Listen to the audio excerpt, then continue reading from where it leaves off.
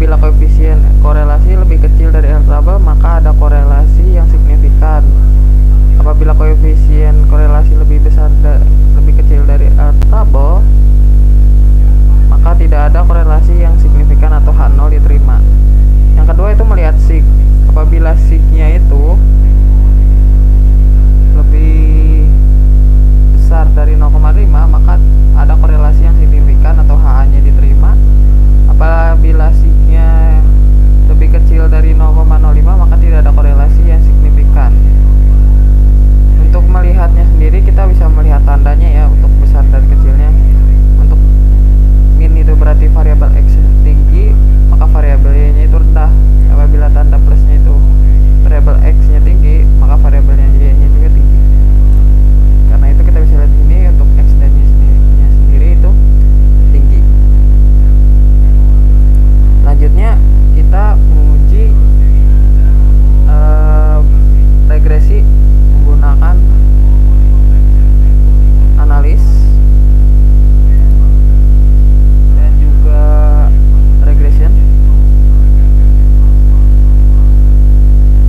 Itu linear, kita cari linear. Nah, sini kita masukkan variabelnya. Nah, sini kita harus perhatikan ya. Untuk variabel statistiknya itu masukkan kotak dependen. Untuk variabel intensitasnya masukkan kotak dependen. Ini bagaimana? Ya, untuk minat belajarnya itu kita ke sini ke bawah. Untuk nilainya sendiri kita ke atas. Tidak perlu diklik apa-apa, kita klik OK saja.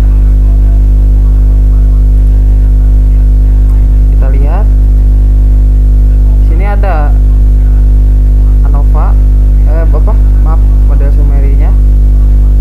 Untuk korelasinya di sini ada diketahui 448. Di sini signya 0,11.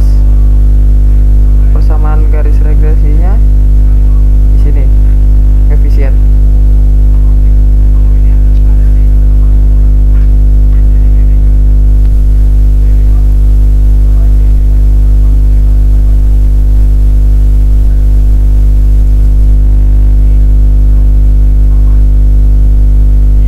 Kita lihat di sini di model summary-nya, untuk nilai R-nya sendiri kan 448, berarti bahwa korelasi antar variabel X dan Y